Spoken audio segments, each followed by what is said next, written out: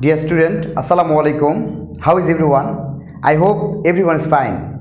I am also fine by the mercy of Almighty Allah, who is omnipotent, omniscient and omnipresent. Today, this is Moshir Rahman Khan from BANI's Home School, Monastery National Ideal School, assistant teacher of English, and today I am going to take a class for the student of class 8, subject English, topic comprehension, unit 5, lesson 2. Dear student, today class is very important for you, so you are requested to be attentive to the class. I think if you have full concentration to the class, you will be able to understand the class easily. So dear student, today I have selected an important passage from your NCTB book. You can find this passage, unit 5, lesson 2. And the passage or comprehension basis on 7 March speech of Bangabandhu Sheikh Mujibur Rahman. So dear student, let's go. Dear student, just look at the whiteboard. I am reading out the passage. Just you have to listen seriously with full concentration. Unit 5, lesson 2. Dear student, Bangabandhu Sheikh Mujibur Rahman delivered his most iconic speech at Racecourse Moidan, now Sorowardi Uddan. Bangabandhu Sheikh Mujibur Rahman তার যে বিখ্যাত এখানে iconic মানে হচ্ছে famous speech, iconic speech মানে outstanding speech, তার যে বিখ্যাত ভাষণ এটা দিয়েছিলেন রেসকোর্স ময়দানে, বর্তমান হচ্ছে সরোয়ার্দী উদ্যান, on 7 March 1971. He called on his fellow countrymen to get ready for independence. সে তার সকল অনুসারীদের ডেকেছিলেন এই মুক্তিযুদ্ধের জন্য, স্বাধীনতার জন্য প্রস্তুত থাকার জন্য। অন দ্যাট ডে, ওই দিনে a million people gathered there to listen to their great leader. তাদের এই বিখ্যাত নেতার বক্তব্য শোনার জন্য সেদিন 1 মিলিয়ন, অর্থাৎ 1 million makes 10 lakh makes 1 million, অর্থাৎ 10 লক্ষ লোক সেদিন জড়ো হয়েছিলেন, একত্রিত হয়েছিলেন। It was this speech that encouraged the freedom-seeking Bengalis to prepare for the liberation war. এটা ছিল সেই ঘোষণা, সেই বক্তব্য, সেই যেটা এই ফ্রিডম, যারা মুক্তিযুদ্ধ কামনা করছিল তাদেরকে উৎসাহ জুগিয়েছিল, তাদেরকে সাহস দিয়েছিল এই বক্তব্য। মুক্তিযুদ্ধের জন্য প্রস্তুত করার জন্য এই বক্তব্য তাদেরকে উৎসাহিত করেছিল। The 19 minutes speech has been recognized by UNESCO as one of the world's most important documentary heritage. এই 19 মিনিটের ভাষণ ইউনেস্কোর দ্বারা এই সারা বিশ্বের মধ্যে একটা ডকুমেন্টারি হেরিটেজ হিসেবে এটা কি হয়েছিল, স্বীকৃতি পেয়েছিল। The UNESCO added on 30 October 2017, giving it a legendary status. এটা হচ্ছে একটা কিংবদন্তি স্ট্যাটাস দিয়ে এই 30 অক্টোবর 2017 সালে এটা যোগ করেছিল। নেক্সট হচ্ছে Irina Bokova, the director general of UNESCO, announced the decision at its headquarters in Paris. সেই সময়ে 1970 সালের যে ডিজি ছিলেন, অর্থাৎ মহাপরিচালক ছিলেন, ডিরেক্টর জেনারেল ইরিনা বোকোভা তিনি ছিলেন। তিনি এটিকে ঘোষণা করেছিলেন তার হেডকোয়ার্টারে প্যারিসে। ইউনেস্কো অফিসিয়াল ওয়েবসাইট সেইস, ইউনেস্কোর অফিসিয়াল ওয়েবসাইটে বলা হয়, the speech effectively declared the independence of Bangladesh. বাংলাদেশের স্বাধীনতা এই স্পিচটি ঘোষণা করে। The speech was extempore and there is no written script. এই স্পিচটির জন্য কোনো পূর্ব প্রিপারেশন ছিল না। এক্সটেম্পোর মানে হচ্ছে কোনো পূর্ব প্রস্তুতি ছাড়া, উইদাউট প্ল্যানিং প্রিভিয়াসলি, এবং এর কোনো রিটেন ডকুমেন্ট পাণ্ডুলিপি ছিল না। He started his speech with this word, সেই কথাগুলো দিয়ে তার বক্তব্য আরম্ভ করেছিল, today I appear before you with a heavy heart. আমি আজকে তোমাদের সামনে ভারাক্রান্ত হৃদয়ে হাজির হয়েছি বা উপস্থিত হয়েছি। You know everything and understand as well. আপনারা সব জানেন, সব বোঝেন। We tried with our lives today Today the people of Bengal want to survive and the people of Bengal want to have their rights. অর্থাৎ এখানে বলেছে তিনি যে আজকে আমরা আপ্রাণ চেষ্টা করেছি আমাদের জীবন দিয়ে, আজকে বাংলার মানুষ বাঁচতে চায়, আজকে বাংলার মানুষ তাদের অধিকার চায়। হ্যাঁ, এই কথাগুলো তিনি বলেছেন। আজকে বাংলার মানুষ মুক্তি চায়, আজকে বাংলার মানুষ বাঁচতে চায়, আজকে বাংলার মানুষ তাদের অধিকার চায়, মানে ওই অধিকার ফিরে চায়, এই কথাগুলো তিনি বলেছিলেন। তো এই কম্প্রেনশনটা you have to study this comprehension, you have to read out this comprehension seriously and you have to find out the meaning of this comprehension, then you have to write the answer. So dear student, before going to the question, this is very emergency to know how to answer them. Dear student, এখানে আমরা জানি এই comprehension থেকে তোমাদের 60টি multiple choice question থাকবে। এর জন্য তোমাদেরকে প্যাসেজটি সুন্দর করে পড়তে হবে, কারণ প্যাসেজ থেকে সিনোনিম এবং অ্যান্টোনিম আকারে এখানে প্রশ্ন থাকে। তো তাহলে এই সিনোনিমগুলো জানতে হবে এবং এর অ্যান্টোনিমও জানতে হবে। ইভেন ইনফরমেশন বেসিস কিছু প্রশ্ন এখানে থাকবে। সুতরাং তাহলে আমাদের এই প্যাসেজটা we have to find out the total information, then we have to find out the synonym antonym it at every particular word. তাহলে it will be easy for you to answer the question. Then dear student, তোমাদেরকে এই open ended প্রশ্নের উত্তর দিতে হবে। তো open ended প্রশ্নের উত্তর দেওয়ার নিয়ম হচ্ছে, at first you have to understand the passage, then you have to read the open ended question. এবং ডিয়ার স্টুডেন্ট, ওপেন ইন্ডেড কোশ্চেনের বেসিক 3টি নিয়ম আছে। সেটা হচ্ছে ওপেন ইন্ডেড কোশ্চেন লেখার সময়, প্রশ্নের উত্তর লেখার সময় তোমাদেরকে ফার্স্টে দেখতে হবে প্রশ্নটি কোন টেন্সে আছে। যদি প্রশ্নটি প্রেজেন্ট টেন্সে থাকে তাহলে you have to use present tense, you have to answer with present tense.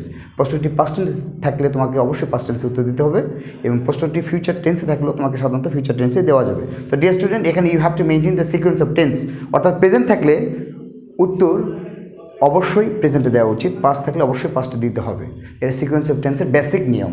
আর তাছাড়া তোমাদের উত্তরগুলো হওয়া উচিত, your answer should be in a sentence, অর্থাৎ তোমার 2 মার্কসের জন্য you shouldn't write more than 1 sentence, but sentence may be complex, may be simple, may be compound if your answer is long, if your answer is big সেই ক্ষেত্রে, but you have to maintain this.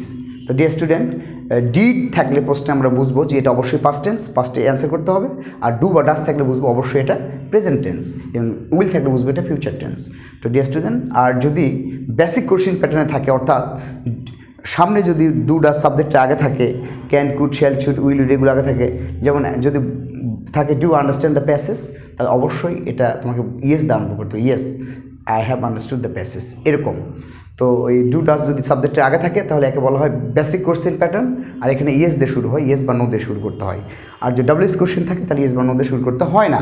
তো dear student, just I am reading out the question, just look at the white board. Choose the correct answer to each question from the activities. The word iconic means, এখানে এই প্যাসেজের যে iconic শব্দটা এখানে কি অর্থে ব্যবহৃত হয়েছে? আননোন, অপরিচিত, লাইট, হালকা, থিন, পাতলা, না আউটস্ট্যান্ডিং? অবশ্যই আউটস্ট্যান্ডিং, বিখ্যাত। তাহলে ডিয়ার স্টুডেন্ট, অ্যান্সারটা হবে আউটস্ট্যান্ডিং, বিখ্যাত। দেন এখানে কিন্তু 60টি থাকবে, 7 মার্কস, আমি কয়েকটা দেখিয়েছি। দেন হচ্ছে দ্য ওয়ার্ড রিকগনাইজ মিনস, এখানে রিকগনাইজ শব্দটা কী অর্থে ব্যবহার করা হয়েছে? ওভারলুক, লুকন, লুক আপ, না অ্যাডমিট? অবশ্যই এই রিকগনাইজ মানে স্বীকৃতি দান করা, অবশ্যই এখানে অ্যাডমিট হবে।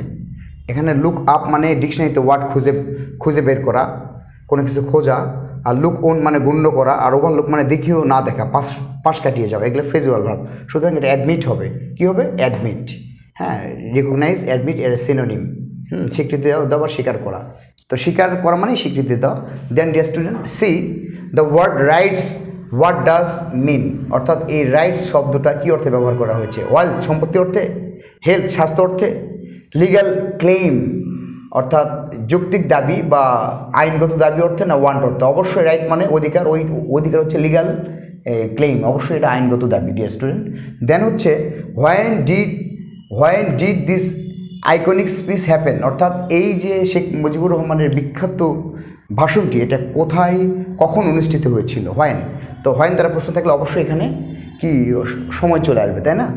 7 মার্চ 1981, এটা কি 7 মার্চ 1981 সালে? নো, 7 মার্চ 1971 সালে ছিল না, 7 মার্চ 1971 সালে ছিল। সো এটা হবে 7 মার্চ 1971, এটা হবে লিগ্যাল ক্লেম। দেন এটা হচ্ছে অ্যাডমিট। দেন এফ নাম্বার আছে এখানে যে হু ওয়াজ ডিজি অফ ইউনেস্কো, সরি এখানে একটা ও হবে, কে হচ্ছে ইউনেস্কোর কি ছিলেন, ডিজি ছিলেন অর্থাৎ মহাপরিচালক ছিলেন, director general, D for director, G for general, director general ছিলেন। এখানে লেখা আছে PB Shelley, no PB Shelley ছিলেন না, ক্যাথরাইন নো ছিলেন না। তো এই মানে আইরিন সুলতানা নো, এখানে হবে আইরিন ভুকুভা, এই আইরিন ভুকুভা ছিলেন, তিনি হচ্ছে ওই 2017 সালে ডিজি ছিলেন। নেক্সট হচ্ছে question 2, read the text and answer the following questions. টেক্সটটি আরেকবার পড়ে এই প্রশ্নের উত্তরগুলো দিতে হবে। এখানে সাধারণত 4টি প্রশ্ন থাকে, মার্কস হচ্ছে 8, 4টি প্রশ্ন, is question contain 2 marks. So এখানে 4টি প্রশ্ন হচ্ছে 8 মার্কস। তো আমি অলরেডি প্রশ্নের উত্তর লেখার নিয়ম বলেছি। এখানে ফার্স্ট কোশ্চেন লিখে আছে যে why did Bangabandhu call on his countryman, কেন বঙ্গবন্ধু তার কান্ট্রিম্যানকে, তার অনুসারীদের ডেকেছিলেন, স্মরণ করেছিলেন। এখানে হবে অবশ্যই হোয়াই দি অ্যান্সার আছে, সুতরাং আমাদের কারণটি উল্লেখ করতে হবে। তাহলে বঙ্গবন্ধু কল্ড হবে, এখানে ইডি যোগ করতে হবে। Bangabandhu called his countryman to, কী হবে, তার স্বাধীনতার জন্য, to prepare for freedom fighting, অর্থাৎ independence war, to prepare them independence war, to prepare them independence war, তাদেরকে অবশ্যই স্বাধীনতা যুদ্ধের জন্য প্রস্তুত করার জন্য কিন্তু ডেকেছিল। তো সেকেন্ড কোশ্চেন হচ্ছে what is the present name of Racecourse Maidan, racecourse ময়দানের বর্তমান নাম কি?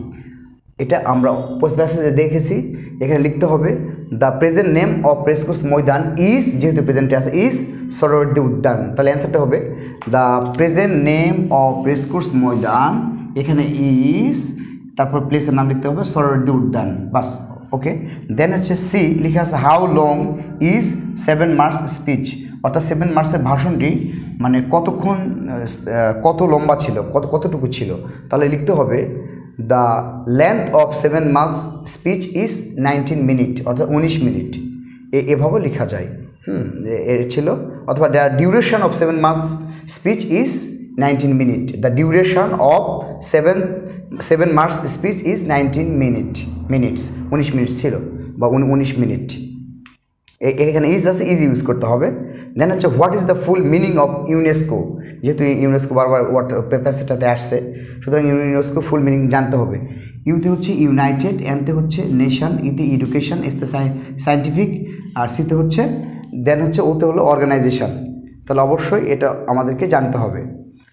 তাহলে নেক্সট হলো when did Sheikh Mujibur Rahman deliver his speech, Sheikh Mujibur Rahman তার যে বক্তব্য এটা কখন মানে ডেলিভার করেছিল, প্রদান করেছিলেন, কখন? তাহলে এখানে অবশ্যই ডিড আছে, আমি বলেছি ডিড থাকলে পাস্ট, সুতরাং অ্যান্সারটা পাস্টে দিতে হবে। তাহলে এখানে করতে হবে যে শেখ মুজিবুর রহমান ডেলিভার্ড, এখানে ইডি যোগ করতে হবে, ইডি অবশ্যই যোগ করতে, ডেলিভার্ড ইজ স্পিচ, হ্যাঁ, at 7 March on in 1971, 7 March in 1971, 1971 সাল 7 মার্চ তিনি তার ভাষণটাকে কী করেছিলেন, ডেলিভার্ড করেছিলেন। তো dear student, I hope you have understood the class nicely. If you have any problem or if anybody does not understand the class, just comment on the video, I will give you the solution.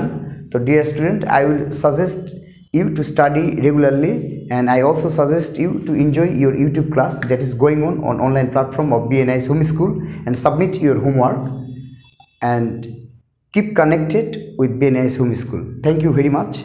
Assalamu alaikum.